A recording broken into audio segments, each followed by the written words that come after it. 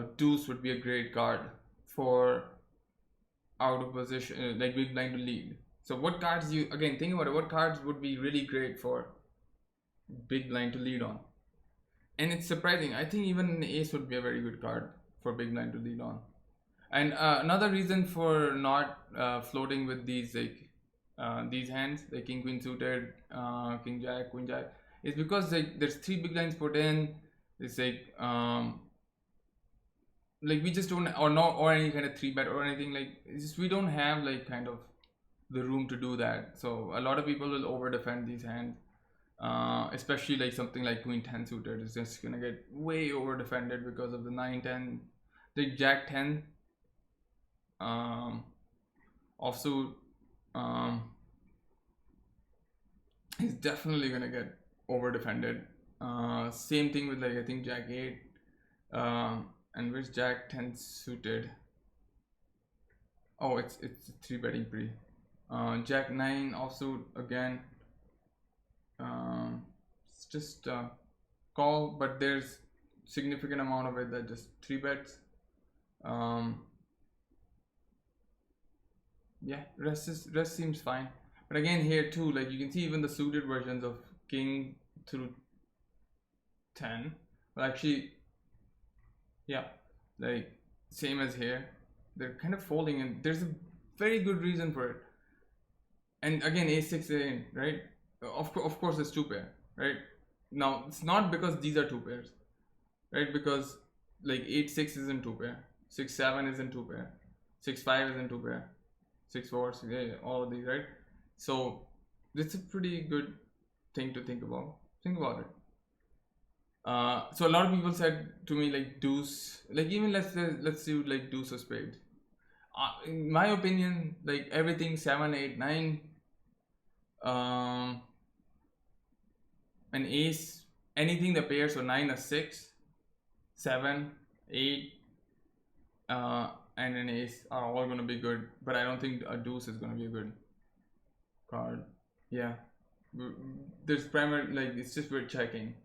Yeah, sure, some combos are, yeah, like, yeah, that's obvious, like all top pairs are the ones that are like donking, but like again it's very small sizing. I mean this is like what one in the pots, like 12 into a pot of 118. Damn. Yeah, it's primarily just checking. It's just, yeah, it's just like is the answer, but predominantly it's just we just but let's say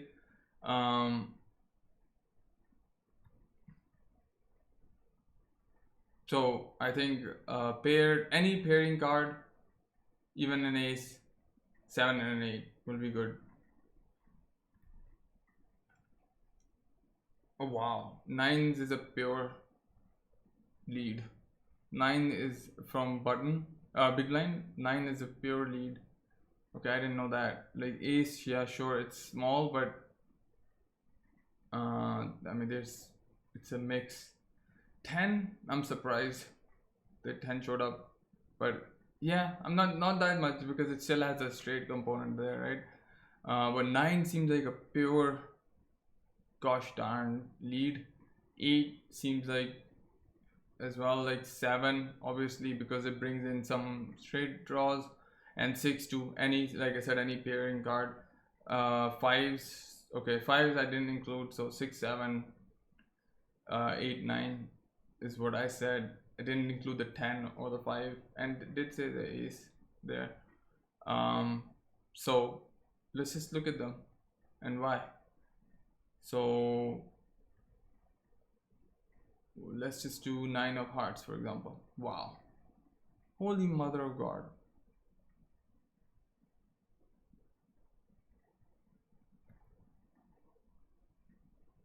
These are your small bets, small leads, your big leads, sure.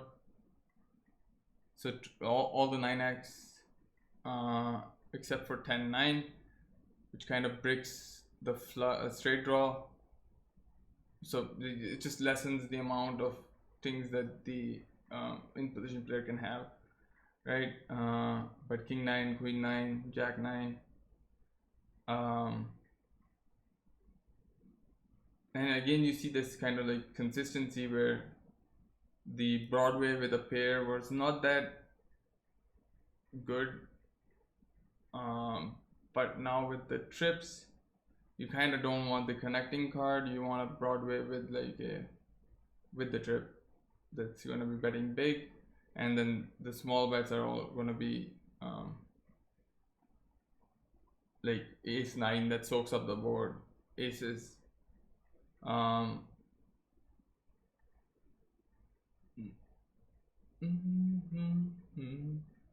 yeah, aces and 9s. Now you have like decent like 9x just gives you so much more coverage, so I think 6 with the 6 it's gonna be less so. And then you also have your random bluffs, right? Now you can put in those random bluffs like jack 6 for example, gets mixed in with those. I mean it's kind of like a bluff. You can see like all those king 6, jack 6, they're all like betting small, but they do have somewhat of a bet. 10-9 is betting, I mean it's kind of a mix between small and big, and all depends on the suit. So the bigger ones are coming from the spade and the club, which makes sense because, and it should probably be, yeah, the diamond can't be, right, because the diamond's already on the board, and that makes sense because the spade and the club were already on the board, so you sort of block the some outs to the back door, flush draws, as well as just blocking the backdoor flush draws. And now the fourth color has come, so he's more pair heavy. If he does call, like, that's the range you're going to be targeting. And yeah, all these bluffs now are more robust. I mean even like king 8 also, like people, this is why people don't understand like GTOs. Like it's pretty gangster of a strategy if you can just like figure out why. Like jack 4 fucking suited is checking chess, but like it's jack 4 of spades for example, jack 4 of diamonds, spade, clubs, everything that was on the board earlier. I've always said this, like whenever you get a fourth card that's not, that the villain's going to be indifferent to, and you had one of the 3 that were on the rainbow board, it's a really good card to barrel, double barrel, or like lead this in this instance. And I mean like basically your entire like everything is betting to some point, some degree, right? There's a obviously going to be less big bets, but you can see that there's nothing that's not like going to at least attempt to bet. Now here you can see that it's kind of mixed, especially with the hearts. Like you don't want to have hearts here, but you can see that it's pretty gangster here. Another reason is because the jack is actually pretty good. The 5, you know, blocks some kind of like straight outage. However, I think if we had the 6, let's just do 6 of diamonds. Yeah, I mean we're still leading.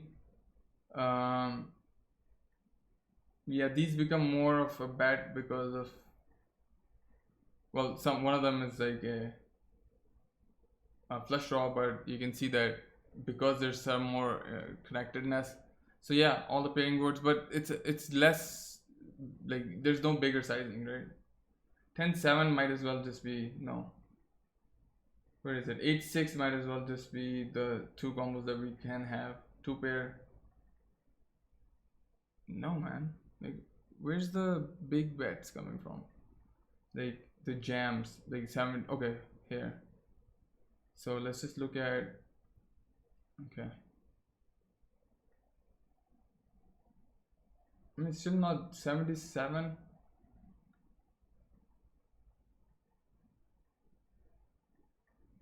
Okay, yeah, it's not that frequent, but still, if you, I mean, you're just basically jamming, right? So 77, like it's the same combos, but like left soften. But 41 and then 12 is just because again you soak up so much of the board that and there's just yeah, like I said with the pairing card, like it's just not gonna ever be um ace of what, let's just do ace of diamonds, no, not diamonds, ace of hearts. Yeah, again there's some leading going on here, less so, but there still is. It's very important to understand that like 20 big blinds, you do have some traps, you do have uh like these are really good hands to just have called and not 3-bet. So here too, like there should be some 3-betting. The ace 5 should definitely be, I think, crammed in, I think, in my opinion. Both, this is like 100% cram suited, but you can see that your our bluff combos are doing it less, and everything is like a bit lighter in terms of betting. Obviously that makes sense because you know we're not supposed to have that much ace, but sure, it's good to know that any board pairing turn here is a lead for big line versus cutoff. um so okay, I think I think we got the point there. However, if we do go with the actual strategy and bet like small, it's happening here. Okay, so the two bets are basically coming from again like actual like value hands. Not none of the 9x, well no, 9x is not trips anymore, it's aces are trips, right? So all the aces, king starts to bet now, king queen suited, it's indifferent sort of. King 8, the fuck is king 8 doing here? Oh yeah, it kind of, there's two aces, king, the 8 blocks 8 9 6 8 7 8, so has some blockers to like, you know, the straight draws, which is more likely to be in villain's big blinds range. So is like king 5 is doing the same thing. It's basically 5 6, you know, um, so it's just like if someone, if even if he's like trying to float to um, for example that hand with like 8, the what was it, 8 5 or something, or 8 6, you can see that king 5 like will be blocking at least one, some part of the straight draw or whatever. So primarily again calling, but anyways, we don't need to complete this, but let's just put in a fucking 4. Jesus Christ, man, 10-8 suited is going insane, slamming it in twice, leading twice, going all in. Makes sense, blocks the straight, there's two aces. It's gonna be hard for villain to bluff catch with a 9, especially because we do have some, you know, like he doesn't have that much coverage with 9x because of we have the 10 and the 8, right? So you can't have 8 9 9 10 6 8 suited, all that stuff. We block ace 8, ace 9.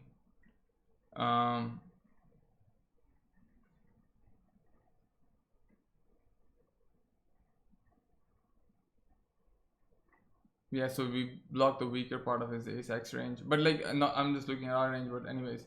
So yeah, we're going ham again. What's betting big? Everything except for quads, all the value stuff except for quads.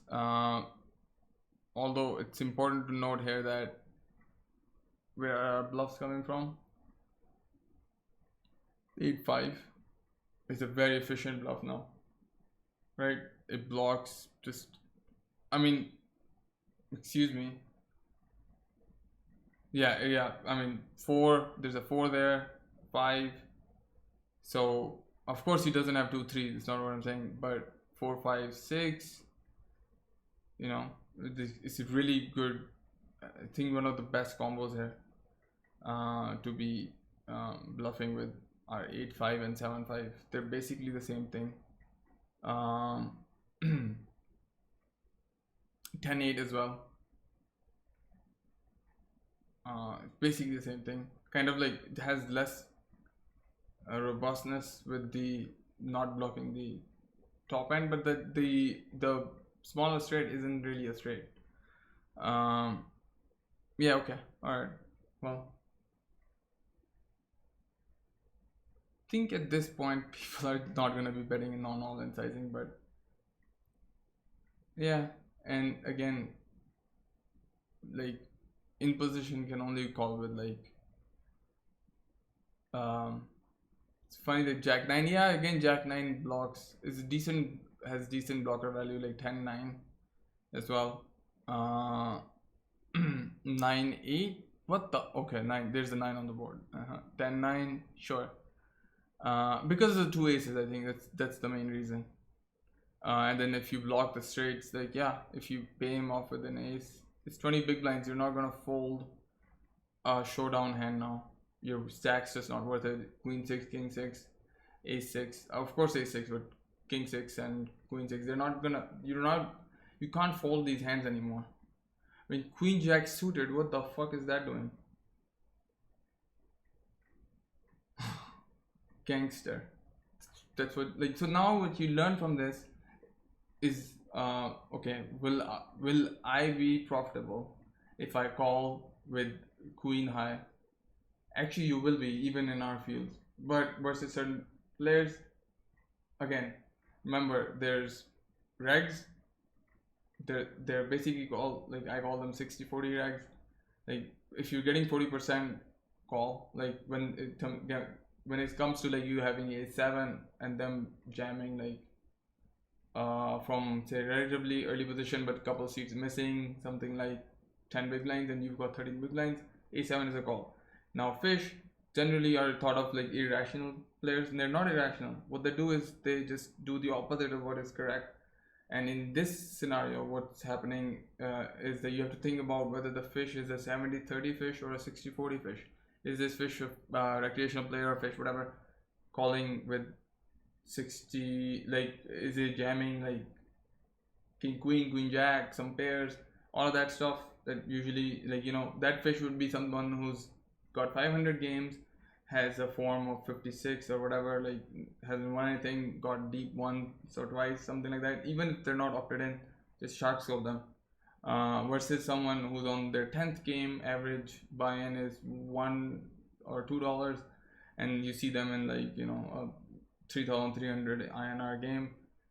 That versus that fish, like for example, like when it comes to like calling a shove 10 11 big blinds when you have 13 big blinds in the big blind with ace 7, I probably wouldn't. But another thing I was asked was like jack 8 suited, why is it a jam? And then I'm going to stop this part 1 and do the hand history review.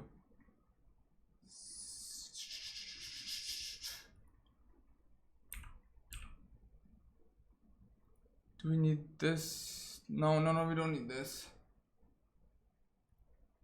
We can just do it from here.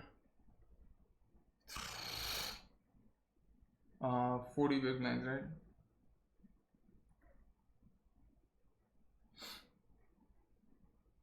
So it was button open and then small blind caps his range.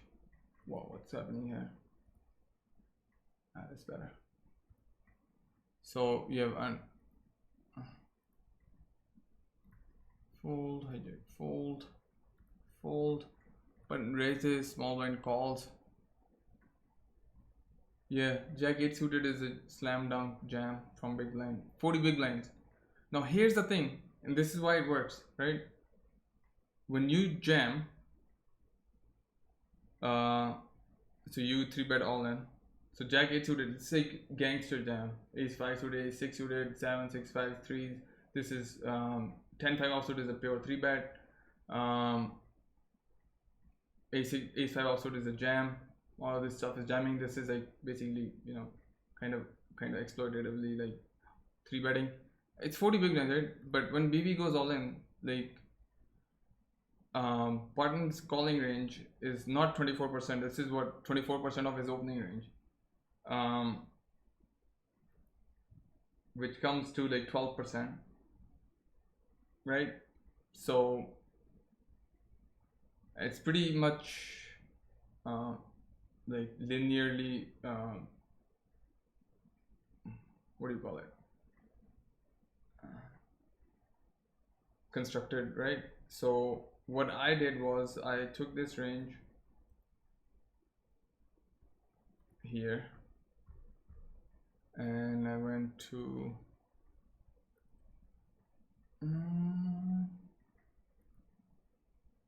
and just park this range here, PPT, just copy. I already have it, so I'm just going to show you real quickly. Where is it? So you have to remember it's like a wide range, and then the second range is a cap small blind range. Now if button fold, like usually but a big small blind will have like 5, so you'll be still like flipping, but here it is. I'm just gonna open them. He just talks to himself. Okay, here. So this is like even like versus like tighter range that calls. I don't think people are gonna call that wide. They're not gonna call 40 big blind jam with like king queen offsuit unless they're decent. But this is mainly the crux of it. Overall it's going to be 40. You're going to have 40, 60. Even if you have like the 10%, the reason why it's like 5% even though it's at 12% is because of this is actually the hands that range had, not the, because it had some you know, it's not like 10% just by typing in 10%. It has some other hands that are calling. So anyway, so if you look at this versus that calling range, so like it's slightly tighter. It's supposed to be 12%. I've made it tighter, and you still have 33%. So that means when you have 33%, that means button who generally opens, I mean it's more at like 40 big line, but opens 50% of the hands when it's folded to him. So his raise first in is like 50%. So half the times